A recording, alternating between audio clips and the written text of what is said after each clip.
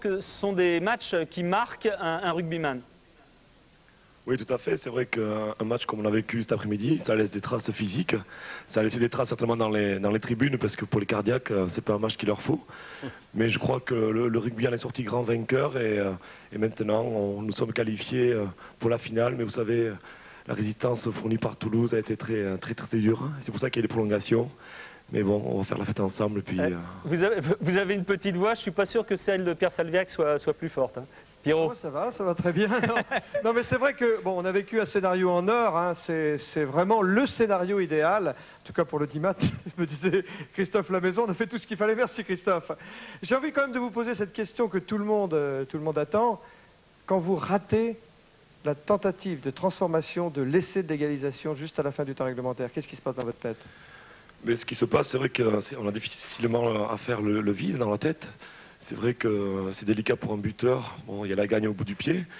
J'avais les supporters rivistes dans l'axe des poteaux. Ils attendaient, tous impatients, pour voir le ballon entre les poteaux. J'avais les supporters toulousains qui m'ont fait une joyeuse bronca, mais ils avaient le droit, bien sûr.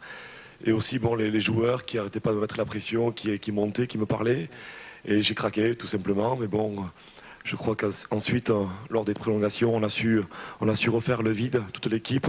Les copains ont été très courageux et ont su retrouver l'énergie suffisante nécessaire pour arriver à la victoire.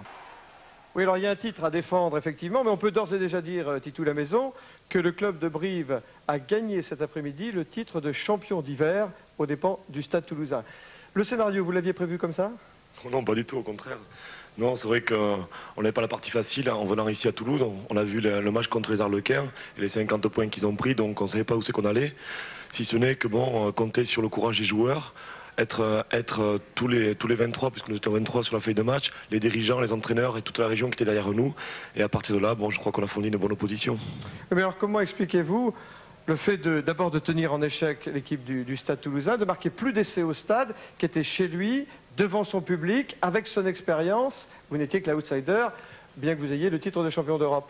Comment l'aviez-vous préparé? Sur quel point vous attendiez les Toulousains? Mais vous savez, je crois qu'il n'y a pas de vérité en rugby, on l'a encore prouvé aujourd'hui.